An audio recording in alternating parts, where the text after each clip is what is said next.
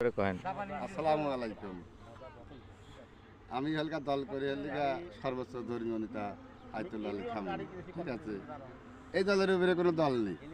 যতই আপনি বিএনপি করেন, জামাত করেন, ঠিক আছে, সব আওয়ামী লীগ করেন, ঠিক আছে, সবটির ভিতরে আছে চিটারি বাটারি আছে, কম বেশি আছেই। হয়তো এখন ভালো আছে, ঠিক আছে, কিন্তু আপনি ভোট দিবেন, ভয় করে ভোট দেওয়ার দরকার নেই। ভোটটা ভয় করে দিতে যায়, পচা মানলেন, তাই না?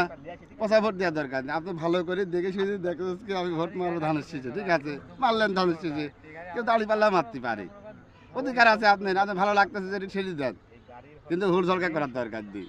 আমি দেখেন যে ভোটার ভালো হেনে হই ভোট মার, এই হেনে ভোট মার, এটি মনে করেন হুড় ঝলকার কথা, তাই না? এটি করলে ভোটার কাটি যায়, ঠিক। যে ভোটটা মনে করে কাটি যাচ্ছে সেটি হলো পচা ভোট, থুতু মুতু করে ভোট দিচ্ছে, ঠিক আছে, ও ভোট থুতু মুতু করে ভোট দিচ্ছে, তাহলে থুতু মুতুর কাম বাদ দিন, কোথায় ভালো করে ভোট দিই, ঠিক আছে, ভোটটা যদি পচা না যায়, বুঝলেন? ঠিক আছে, তাহলে এখন যেভাবেই মোটামুটি হয়েছে, ঠিক আছে, আপনার